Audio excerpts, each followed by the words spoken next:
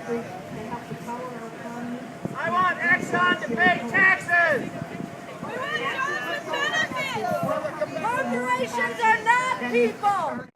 Let me introduce someone who's new to Americans for Prosperity, not new to Colorado, but someone who's doing a great job, our Deputy State Director of Americans for Prosperity right here in Colorado, Sean Page. Sean? Thank you. Thank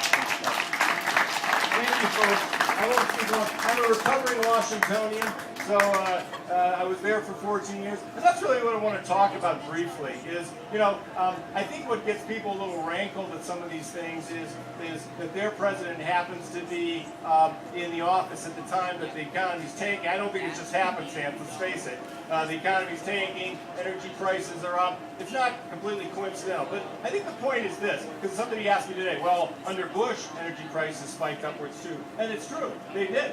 Because we have an EPA, we have a federal bureaucracy, an unelected bureaucracy in Washington that keeps churning on with a will of its own, no matter who is president. But under this president, it's been unleashed. Maybe other presidents tried to hold back the tide and hold back some of this stuff.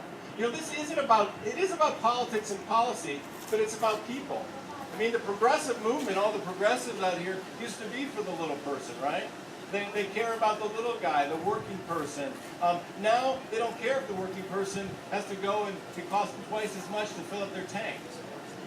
This is an energy-intensive society. We can't live without energy. It's a modern industrial society. We can talk about pipe dreams, about solar and wind, and they have a place, but they're not going to be anything more than a niche technology for the foreseeable future. I see some of you are probably, like me, old enough to remember the old energy crisis in the 70s. Under the Carter years, right? You remember syn fuels. That was going to free us from our energy dependence. You remember the first big boost on solar and wind, and it's just around the corner, and it's going to be cost competitive. I've been hearing that for 35 years, and it's still not cost competitive. And, at some point we've got to sweep away our illusions and have a reality-based energy policy. We need a reality-based energy policy in this country, not a fantasy-based energy policy. Everybody talks about green energy economy. By now, most people acknowledge that ethanol is a giant scam. It's a pander to farm state votes. If we didn't have presidential primaries in Iowa, we wouldn't have ethanol subsidies. It's not good for the environment.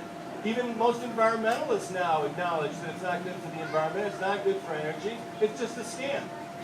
Wind and solar have their place, but I believe the market will make all these choices. We need to trust in the market. When the government begins to subsume that role, you have boondoggles like syn fuels in the 70s, ethanol now, the wind and coal. If you read the papers, all of these little companies that were being hyped, there's one in Massachusetts, there's one in Durango that former Governor Ritter went out there and talked about this is the future. They're all tanking. It's all going down because you can't defy the logic of the market forever. The market will have its revenge.